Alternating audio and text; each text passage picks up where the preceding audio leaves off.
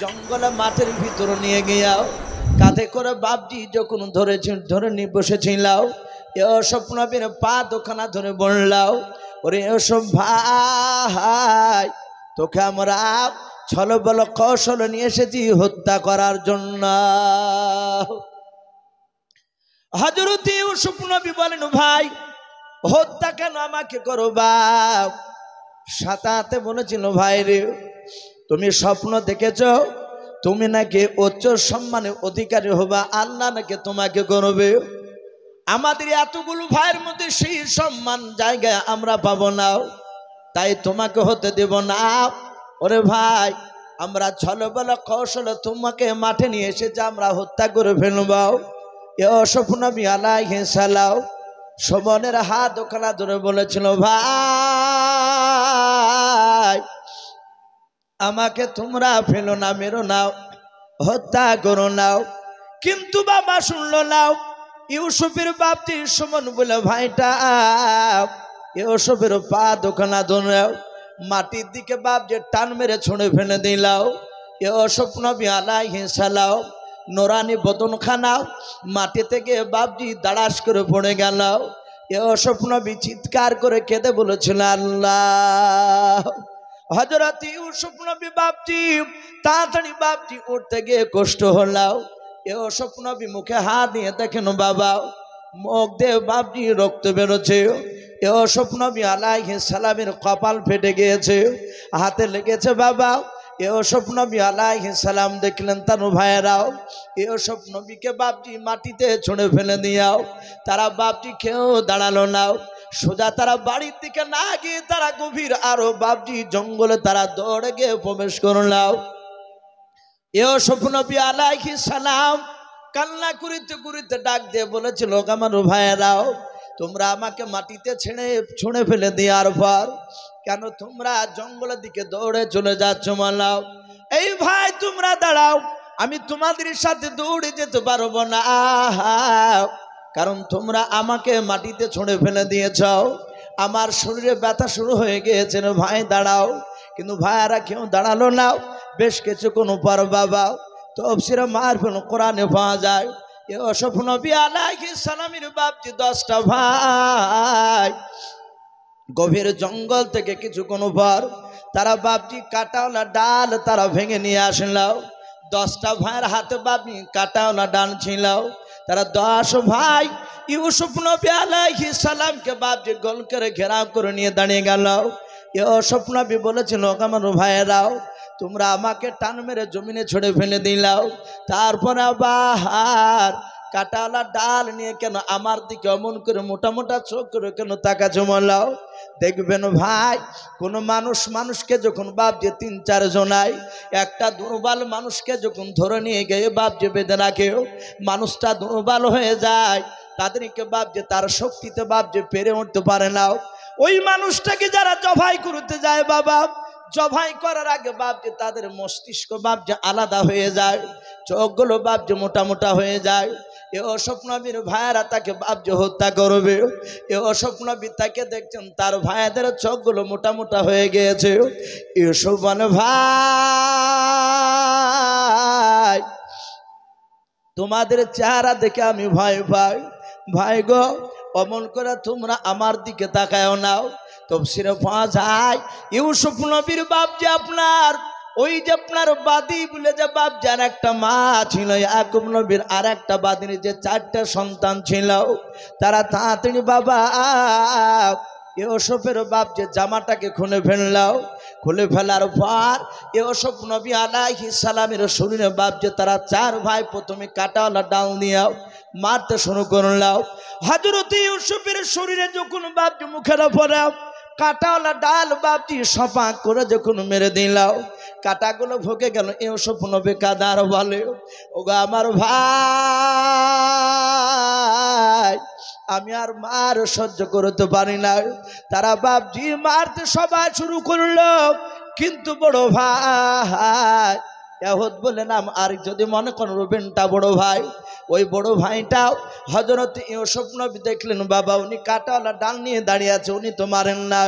নয়টা ভাই বাপ যে কাঁটাওয়ালা ডাল দিয়ে মারতে লাগলো। এসব মাটিতে বাপ যে লুটালুটি করে। এসব নবী একবার ছোট ভাইয়ের নাই, বাপজি বড় ভাইয়ের নাই।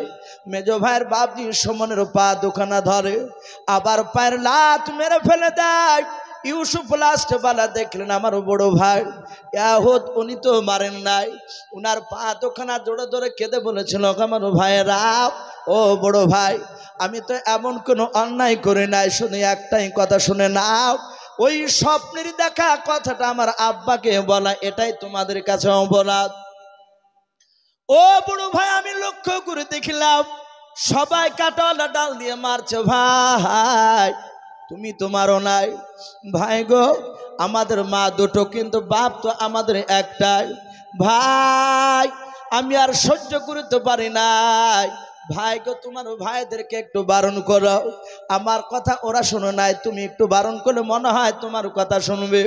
এসব নবী আলাইহিস সালামের বড় ভাই বাপজি উনি মনে মনে চিন্তা করলেন, মাওলাও এসব ভাই কোনো অন্যায় করে নাই, শুধু স্বপ্নের কথাটা বলার কারণে আমরা মারা জন্য আমরা চক্রান্ত যার বিছিয়েছি।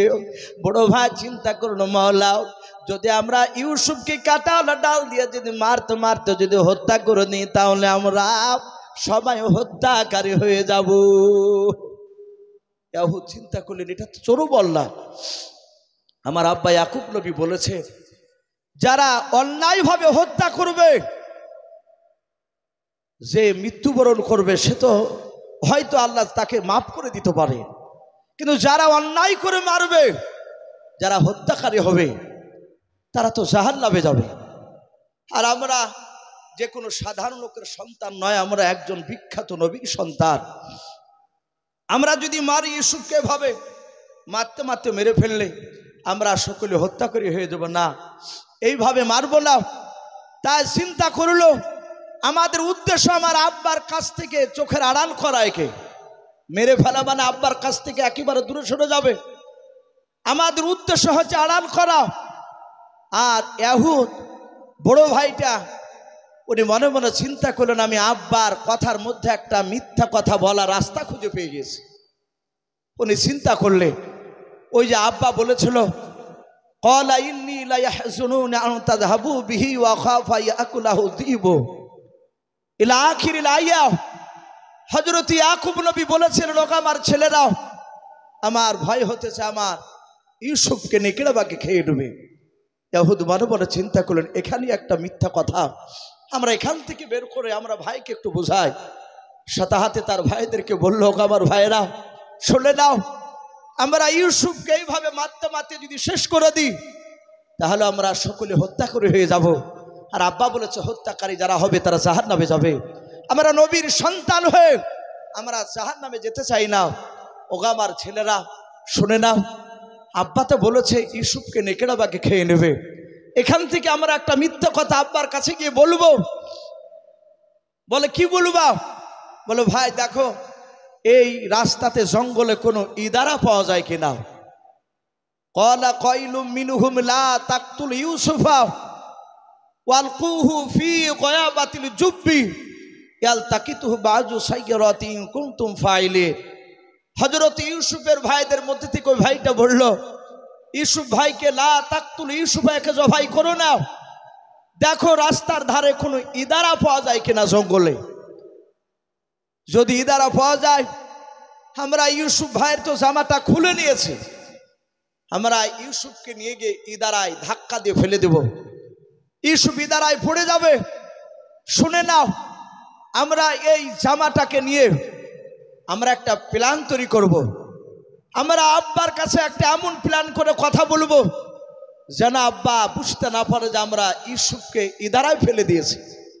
আমরা ওই কথাটাই কাজে লাগাবো যেটা আব্বা বলেছে ইউসুফকে নেকড়ে বাঘে খেয়ে নিবে। এটা আমার ভয় হতেছে। আমাদের কাছে যে ছাগল রয়েছে, দুম্বা রয়েছে, প্রায় 200-র উপরে ছাগল দুম্বা মিলে হবে। আব্বা আমাদেরকে এতই বিশ্বাস করে, আমরা ছাগল চড়ে যখন মাঠ থেকে বাড়ি যায়, আব্বা তো আমাদের কাছে ছাগলের হিসাব নাই না, কটা ছাগল নিয়ে বেরিয়ে আসে এটাও তো আব্বা গনে আমাদেরকে পাঠাই না। তাহলে একটা দুর্বল দেখে ছাগলকে জবাই করে ওই ছাগলের রক্ত আমরা জামাতে মাখিয়ে নিয়ে গিয়ে বলবো, আব্বা ইউসুফকে নেকড়ে বাগে খেয়ে নিয়েছে, এটাই বিশ্বাস করে নেবে। ওগো বন্ধুরা শুনে নাও, যদি আমরা ইউসুফকে ইদারায় ফেলে দিই তাহলে ইদারায় পানি থাকলে ইউসুফ পানি খেয়ে মারা যাবে। যদি তা না হয়, শুনে নাও, যদি পানি না থাকে তাহলে এই রাস্তা দিয়ে মিশরের লোক যাতায়াত করে, কোন বণিকের দল ব্যবসায়ী লোক তারা হয়তো যাবার সময় ইউসুফের ক্রন্দন শুনে হয়তো তারা উঠিয়ে নিয়ে চলে যেতে পারে। আর এই কেনান শহর থেকে ও যদি মিশরে চলে যায় তাহলে আমাদের ঝামেলা একেবারে চুকে যাবে, মিটে যাবে, আমার আব্বার চোখের আড়াল হয়ে যাবে। তারপরে বলল, ভাই শুনে না, যদি তাও না হয়, ইদারায় পানি যদি না থাকে তাহলে সাপ বিচ্ছু থাকবে, তাতে ইউসুফকে দংশন করবে, ইউসুফ এসে জর্জরিত হয়ে মারা যাবে। আর আব্বাকে বলবো ইউসুফ বাঘের পেটে চলে গেছে, আব্বা জান বুঝতে পারবে না। হযরত ইউসুফের বড় ভাই, তার কথায় যুক্তি আছে বলে বাপজি তারা সকলে মেনে নিল। তারা বলল, ভাই ওই দেখো একটা ইদারা দেখতে পাওয়া যাচ্ছে। বলে বাপজি ইউসুফের ভাইয়েরা তারা ধাক্কা মারতে মারতে, কোন মুফাসসিরিনে কেরাম লিখেছেন তারা দড়ি দিয়ে ইউসুফকে বেঁধে ফেলেছিল যেন আমাদের হাত থেকে যেন পালিয়ে না যায়। ইউসুফ নবী আলাইহিস সালামকে ইদারার কাছে নিয়ে গিয়ে বাবা ধাক্কা দিয়ে ইউসুফ আলাইহিস সালামকে বাপজি ইদারায় ফেলে দিলে। ইদারায় যখন ফেলে দিলে, কোন বাপজি আপনার রেওয়াতে এসেছে ইউসুফ নবী আলাইহিস সালাম যে ইদারায় পড়েছিলেন সেই ইদারার তলে নিচে একটা ছোট্ট পাথর ছিল। মহান রব্বুল আলামিন কুদরাতে ওই পাথর উপরে ইউসুফ নবী দাঁড়িয়ে গেলেন, বলুন সুবহানাল্লাহ। কিন্তু এই রেওয়াতটা অতি দুর্বল, কোন উলামা বাপজি এটা বয়ান করেছে। যদি এটাও যদি আমরা যদি শক্তভাবে নাও মানি, এতটুকু জানতে হবে যে আল্লাহর কুদরাতে ইউসুফ নবী আলাইহিস সালামকে ইদারার ভিতরে যত্ন করে রাখলে, বলুন সুবহানাল্লাহ। ইউসুফ নবী আলাইহিস সালাম চিৎকার করে কাঁদছেন আর বলছেন, ওগো ভাইরাও, আমাকে ইদারায় ফেলে দিলে, আমার আব্বা একটি বেলা আমাকে না দেখলে থাকতে পারে না। ওগো আমার শুনে নাও, ওগো আমার আব্বা, ওগো আমার ভাইয়েরা, আমার আব্বার কাছে নিয়ে চলো, আমাকে ইদারায় এইভাবে ফেলে দিও না, রেখে দিয়ে চলে যেও না।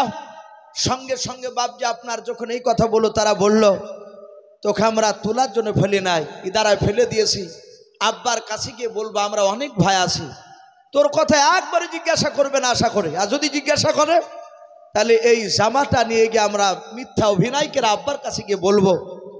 হযরত ইউসুফ নবী আলাইহিস সালামকে বাপজি রেখে দিয়ে চলে গেল। ইয়াকুব নবী আলাইহিস সালাম উনি রাস্তার ধারের বাপজি দরজার গুড়িতে দাঁড়িয়ে দাঁড়িয়ে বারবার তাকাচ্ছিলেন, ইউসুফ ছেলে আবার কখন আসবে, পাঠিয়ে দিয়েছে। একবার ঘরে যে আবার দরজার গুড়িতে আসে, দেখলেন সারা দিন পার হয়ে গেল। রাত্রিবেলায় ইউসুফ নবীর বাপজি আপনার ভাইয়েরা 10 জনায় তারা মিথ্যা অভিনয় করে তারা প্ল্যান করেছিল যে আমরা প্রথমে আব্বার কাছে কাঁদতে কাঁদতে যাব। এরা কাঁদতে কাঁদতে গিয়ে তারা রক্ত মাখানো জামাটা নিয়ে ইয়াকুব নবীর কাছে হাজির হলো, বলুন আলহামদুলিল্লাহ। বাপজি আমার সোনা লালেরা, কাদর সব কাঁদন বাপজি সত্য হয় না। এক শ্রেণী মানুষ দেখেন যারা দুষ্ট হয়, তারা মিটিং মজলিসে হাওমাও করে কাঁদে, লোকেরা তার কাঁদনে বাপজি গলে যায়। কিন্তু কোরআন পাক আল্লাহ বলছে এক শ্রেণীর মানুষ তারা মিথ্যা অভিনয় করে কাঁদে, সেটা কোরআন প্রমাণ দিচ্ছে। হযরত ইউসুফের ভাইয়েরাও তারা যে মিথ্যা করে কেঁদেছিল ইয়াকুব নবীর কাছে, কাঁদন সত্য না মিথ্যা একটু জোরে বলে? এ কাঁদন মিথ্যা। এই জন্য বাপজি সব কাঁদন বাপজি সত্য হয় না, ওই কাঁদনের পিছনে ভয়ঙ্কর কিছু বাপজি লুকানো থাকে মিথ্যা। হযরত ইউসুফ নবী ভাইয়েরা তারা রক্তর মাখা জামাটা নিয়ে কাঁদতে শুরু করেছে। ইয়াকুব নবী আলাইহিস সালাম ডাক দিয়ে বলেছিলেন, ওগো আমার ছেলেরাও, আমি তোমার সবাইতে তোমার ভাইদেরকে দেখতে পাচ্ছি, আমার ছোট ছেলে, তোমাদের যে ছোট ভাই আমার কলিজার টুকরা ইউসুফকে কেন দেখতে পাওয়া যায় না? ওরা 10 জনায় কাঁদতে কাঁদতে বলেছিল, আব্বা ইউসুফ আমাদের ছোট ভাই, আমরা রানের প্রতিযোগিতায় মাঠে গিয়ে নাম দিয়েছিলাম, আমাদের ছোট ভাই গ্রানের প্রতিযোগিতা নাম লেখাতে বললাম। উনি বললেন আমি খেলাধুলা নাম দেব না, আমি আজকে প্রথম এসেছি তোমাদের খেলাধুলা দেখবো। ওগা বাপ, আমরা সবাই মিলে খেলাধুলায় নাম দিয়ে যখন দৌড়াতে শুরু করে দিলাম, আর এসব ভাই একটা গাছের গুড়িতে বসে থাকলাম। আমরা অনেক দূর যখন দৌড়ে চলে গেলাম, আমাদের ছোট ভাই এসব ভাই পেছন থেকে ডাক দিয়ে বলেছিল, ভাই ওগা ভাই ভাই করে যখন চিৎকার করে যখন ডাক দিলাও, আমরা পেছন দিকে ঘুরে দেখলাম ছোট ভাইকে, আব্বা আপনি যা বলেছিলেন সেই কথা বাস্তবে পরিণত হতে শুরু হয়ে গেল। দেখলাম নেকিরা বাঘ জঙ্গল থেকে আসার পর আমাদের ছোট ভাই ইউসুফকে ধরে ফেলেছে। ওগা বাপ, আমরা 10 ভাই দৌড়ে গিয়ে ওই বাঘের মুখ থেকে ইউসুফকে টানানোর চেষ্টা করলাম, ছোটানোর। এত চেষ্টা করে আব্বা ইউসুফের বডি খানা ধরে টানতে শুরু করে দিলাম বাঘের মুখ থেকে। এত জোরে টান মারলাম, আমাদের শক্তি ব্যয় করে তাকে বাঘের মুখ থেকে বের করতে পারলাম না। ওগা বাপ, ইউসুফের পুরা বডি খানা বাঘের পেটে চলে গেল। আর এ দেখেন ইউসুফের জামাটা ইউসুফের বডি থেকে বেরিয়ে চলে আসলো। ওগা বাপ, আমরা সত্য কথা বলছি, যেহেতু আমরা সত্যবাদীর সন্তান, আপনি যে নবী, এই জামাটায় রক্ত লাগে আছে, বাঘের মুখের রক্ত, ইউসুফের শরীরে রক্ত। যাহাতে বাপজি কথা বললাম, হযরত ইয়াকুব নবী আলাইহিস সালাম বাবা জামাটা নিলাও, হামা করে ইয়াকুব নবী বাপজি কাঁদতে শুরু করলেন। ইউসুফ নবীর জামাটা নেওয়ার পর বাবা এইভাবে বাপনি 60 করে বাপজি দেখেছিল। তাফসীরে লিখেছে তারা কাঁটাওয়ালা ডাল দিয়ে যখন ইউসুফকে মারতে গিয়েছিল বাবা, ওই সময় তারা ইউসুফের শরীর থেকে জামাটা বাপজি খুলে নিয়েছিল। তাই কাঁটাওয়ালা ডাল একটা জামাতে বাপজি লাগে না। তাই জামাটা বাপজি আপনার অক্ষত অবস্থায় ছিল, ছিঁড়া ফাটা বাপজি ছিল না। হযরত ইয়াকুব নবী বলেছিলেন, বাবা তোমাদের কথা আমি বিশ্বাস করলাম, কিন্তু শুনে নাও, এই জামাটা লক্ষ্য করে আমি দেখতেছি, আমার মনে হয় যেই বাঘটা আমার ইউসুফ বেটাকে খেয়ে নিয়েছে বলো, আমার মনে হয় ওই বাঘটা কি শিক্ষিত বাঘ ছিল বলো। হঠাৎ করে বলছে, আব্বা শিক্ষিত এখানে আসছে কেন? এ আবার শিক্ষা বাঘ কোনোদিন শিক্ষিত হয়? বলো বাবা, আবার মনে হয় ইউসুফকে খাওয়ার আগে জামা কি খুলে রেখেছিল। এরা বুঝতে পেরেছে, আব্বা তো বিশ্বাস করে না। বলে আব্বা, আমরা টানাটানি করতে গিয়ে জামা বেরিয়ে এসেছে। এই রক্ত দেখে আপনি বুঝতে পারছেন না এই রক্ত আপনার ইউসুফের রক্ত? তাফসীরে বাপজি লিখেছে, ইয়াকুব নবী আলাইহিস সালাম জামাটা এইভাবে নাকের গুড়িতে নিয়ে গিয়ে শোঙার পরে উনি বললেন, ওগো আমার ছেলেরা, আবার মনে হয় এই রক্ত ইউসুফের শরীরের রক্ত নয়। বলুন সুবহানাল্লাহ। হযরত ইউসুফের ভাইয়েরা 10 জনায় বললেন, আব্বা আপনি পাগল হয়ে গিয়েছে, ইউসুফকে মহব্বত করতে করতে আপনি অন্ধকারে ডুবে গিয়েছে। বলে কেন বাবা? বলে রক্ত ইউসুফের শরীরের রক্ত নয়। তা আপনি বুঝলেন কি করে এটা কিসের রক্ত? যাক, মা বোনেদের পেছনে জায়গা হচ্ছে না। ওকে মা বোন, আমি আপনাদেরকে একটু দয়া করে অনুরোধ করবো, আপনারা একটু সামনের দিকে আর একটু চেপে চেপে বসো। পেছনকার মা বোনদেরকে একটু বসার সুযোগ করে দেন। মা বোনদেরকে অনুরোধ করছি, আপনারা সামনের দিকে একটু এগিয়ে এগিয়ে বসো, আর পেছনকার মা বোনদেরকে একটু বসার সুযোগ করে দেন। ভাই তার সাথে হাতে আপনাদেরকে বলছি, বাবজি ভাই আপনারা একটু আস্তে আস্তে এগিয়ে আসুন। অনেক বাবজি ভাই দাঁড়িয়ে আছে, একদম পুরো বাবজি প্যাটটাপ হয়ে গেছে প্যান্ডেল। আপনারা আর একটু এগিয়ে আসলে ওই পেছনকার বাবজি ভাইদের একটু সুবিধা হবে বসার। অনেক মানুষ দাঁড়িয়ে থাকতে কষ্ট পাচ্ছে। ভাই আমরা একটু এগিয়ে আসি, একটু জিকির করে ফাঁকার একটু এগিয়ে আসি। লা ইলাহা ইল্লাল্লাহ, লা ইলাহা ইলাহা ইল্লাল্লাহ মুহাম্মাদুর রাসূলুল্লাহ সাল্লাল্লাহু তাআলা আলাইহি ওয়াসাল্লাম। হযরত ইউসুফের আব্বা ডাক দিয়ে বলেছিলাম, ওগো আমার ছেলেরা, এ রক্ত ইউসুফের না, তা কেমন করে বুঝলাম তোমরা জানো না? বলে না। তাহলে জানো কি করে? আমি বুঝতে পারলাম। মুফাসসিরিনে কেরাম লিখেছে, হযরত ইয়াকুব নবী বলছেন, বাবা আমার ইউসুফের তখন বয়স ছিল মাত্র 4 বছর। বলুন আলহামদুলিল্লাহ। ক বছর বললাম? 4 বছর। ওগো আমার ছেলেরা শুনে নাও, ওই 4 বছর বয়সে ইউসুফের আঙুল কেটে গিয়েছিল। আঙুল কাটার পরে ইউসুফ নবী আঙুল কাটা হাতটাকে নিয়ে এভাবে আঙুলটাকে চেপে ধরে কাঁদতে কাঁদতে এসে বলেছিল, আব্বা আমার এই আঙুলটা কেটে গিয়েছে। আমাদের দেখবেন বাচ্চা ছেলে বাপজি রাস্তায় খেলাধুলা করতে গিয়ে দৌড়তে গিয়ে যদি পড়ে যায়, উঝুট লেগে যদি পড়ে যায়, ও ডান দিকে বাম দিকে সামনে পেছন দিকে তাকে দেখে কোনো লোক দেখতে পায় কিনা। যদি দেখতে না পায়, 1 ফোঁটা চোখ দিয়ে পানি ঝরাবে না বা আওয়াজও করবে না, চট করে উঠে সোজা হাঁটতে শুরু করবে, নাহলে আবার দৌড়ে যাবে। আর যদি মানুষকে দেখে নেয়, তখন দেখবেন ও কাঁদতে শুরু করবে, আর ও দাঁড়া আপনার সেখানে চুপচাপ থাকবে না। যদি মানুষেরা যতক্ষণ পর্যন্ত না বলবে, এই বাবা কাঁদিস না, লাগেনি, ভালো হয়ে যাবে। বলেন এরকম অনেক সময়। হযরত ইউসুফের আঙুলটা কেটে গিয়েছে। ইউসুফ নবী কাঁদতে কাঁদতে গিয়ে বলেন, আব্বা আমার এই আঙুলটা কেটে গিয়েছে। ইয়াকুব নবী বলেছিলেন, ওগো আমার ছেলেরাও শুনে নাও, ওই 4 বছর বয়সে আমার ইউসুফের আঙুল কাটা জায়গাটা নিয়েও আমি মুখের গুড়ি নিয়ে গিয়ে ফু দিয়ে বলেছিলাম, বাবা ভালো হয়ে যাবে, তুমি কেঁদো নাও। ও আমার ছেলেরা শুনে নাও, ওই সময় যখন আমি ফু দিতে গিয়েছিলাম ইউসুফের কাটা জায়গা আঙুলটাই, আর ওই সময় আমি ইউসুফের রক্ত থেকে আমি নাকে ঘ্রাণ পেয়েছিলাম, মুশকে আম্বার নাই রক্ত থেকে বেরিয়েছিল। জোরে বলুন সুবহানাল্লাহ। ওগো আমার ছেলেরা, রক্ত যদি ইউসুফের যদি শরীরের রক্ত হতো রে বাবা, ওই সেদিনকার মতো রক্তে যা আমি খুশবু পেয়েছিলাম, ওই রকম খুশবু আজও আমি পেতাম। জোরে বলুন সুবহানাল্লাহ।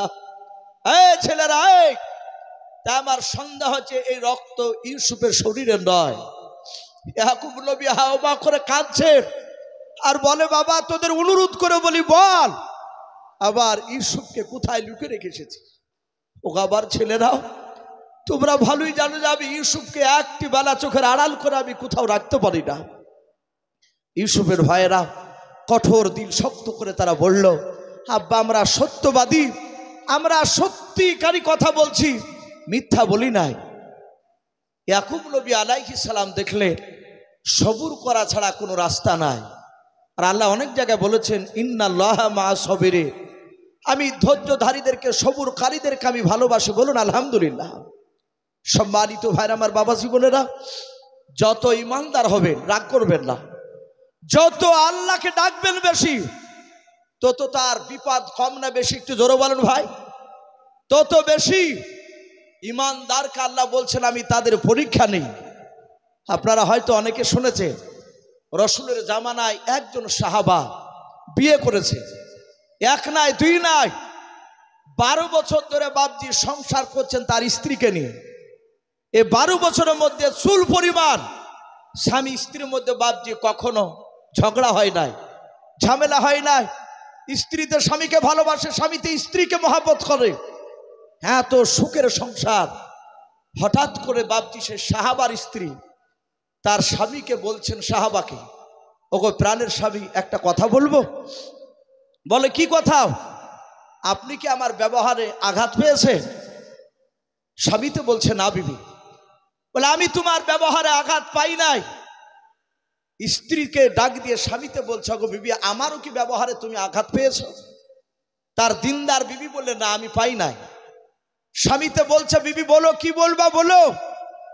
ডাক দিয়ে বলছেন, আমি যা চাইবো আপনি কি দিবেন?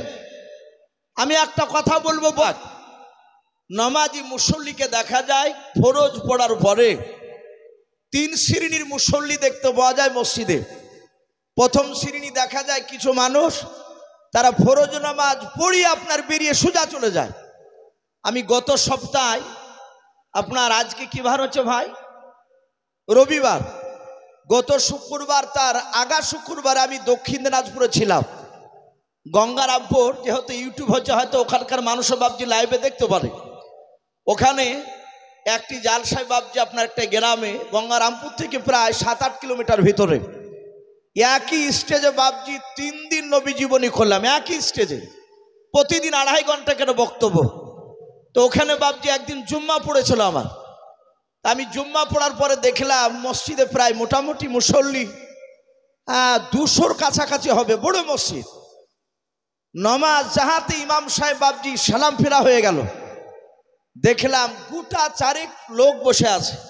ইমাম, আমি একজন মৌলানা, আর গোটা 3 লোক মুসল্লি। বাদ বাকি সব হুড় করে বেড়ে টুপিটাকে মাথা থেকে বের করে পকেটে ভরে চলে গেল। আমি যেহেতু মুসাফির আছে ওখানে, আমি ইমাম সাহেবকে বললাম, ভাই ওনারা চলে যাচ্ছে কেন? বলে ওনারা আর নামাজ পড়ে না, ফরজ নামাজ পড়েই চলে যায়। আমি আশ্চর্য হয়ে গেলাম। তাহলে মুসল্লি 3 রকমের দেখা যায়, কিছু মনে করবেন না ভাই। এক শ্রেণী ফরজ নামাজ পড়ে আমাদের এলাকারও দেখা যায় কিছু মুসল্লি বেড়ে চলে যায়, সুন্নাত নফল তো পড়ে না, সুন্নাত তো পড়ে না। আর এক কোয়ালিটি মুসল্লি দেখা যাচ্ছে তারা ফরজ পড়ে, সুন্নাত পড়ে, নফলটার পড়ে না। আর কিছু কয়েকটা লোকে দেখা যায় তারা বাবজি নফল পড়ে তারা বাড়ায় আর বলে যে মানুষ আর নফল পড়ছে না। যারা পড়ে না তাদের কাছে বলবে ভাই নফলের অত গুরুত্ব নাই, ওটা ব্যক্তিগত ব্যাপার, অ্যাডিশনাল সাবজেক্ট ওটা। এখন তো প্রায় মানুষ জেনারেল শিক্ষিত, কোনটা কম্পালসারি কোনটা অ্যাডিশনাল এগুলো বাবজি সব প্রায় ছেলে জানে। অনেকে বাবজি এ সাধারণ মানুষকে চেনা মুশকিল। সে জীবনে কলম ধরতেও জানে না, অথচ ইংলিশে গালি দিচ্ছে ডিমন, শয়তান তাই বলছে তাকে। তো যাকে ডিমন বলছে, ভাই এ কি বললো? তো বলছে ভাই বুঝতে পারেননি? বলে না, বলে আপনাকে শয়তান বললো ইংরেজিতে, অথচ স্কুলে ধাপিতে সে যায়নি। মানুষ আর চিনা যাচ্ছে না ভাই এখন। তা আমি বলছিলাম নফল ইবাদত ইয়াকুব নবী আলাইহিস সালাম করছিলেন। আমি এর মাঝে আর একটা কথা বলি ভাই, বর্তমান আমাদের ইমান দুর্বল না পাকা? একটু জোরে বলুন তো ভাই, একটু সবাই বলে। আমাদের ইমান এখন দুর্বল। এখন ফরজ, সুন্নাত, ওয়াজিব, তার সাথে সাথে বাবজি নফলও গুরুত্ব দেওয়া দরকার। যত ওলি আউলিয়াদের জীবনী বাবজি পড়েছি, সাহাবাদের জীবনী পড়েছি, তারা 5 ওয়াক্ত ফরজ সুন্নাত পড়ার, ওয়াজিব পড়ার সাথে সাথে সারা রাত নফল সিদে ইবাদত করেছেন। বলুন আলহামদুলিল্লাহ। তবে আল্লাহর কাছে বাবজি তারা দামি হতে পেরেছে। তো ভাই যাই হোক, ওদিকে যাচ্ছিলাম, তা আমি বলছিলাম ইয়াকুব নবী আলাইহিস সালাম তিনি নফল ইবাদত করছিলেন রাত্রিবেলায়। তখন তার 5 ওয়াক্ত নামাজ ফরজ ছিল না, উনি নামাজে দাঁড়িয়ে আছে। আর ইউসুফ আলাইহিস সালাম 5 থেকে 6 বছরের বাচ্চা। কোন রাবি বলেছেন যে আপনার 4 থেকে 5 বছর ছিল। হঠাৎ করে দেখলেন ইউসুফ নবী আলাইহিস সালাম উনি নাকে জোরে আওয়াজ করতে লাগলেন।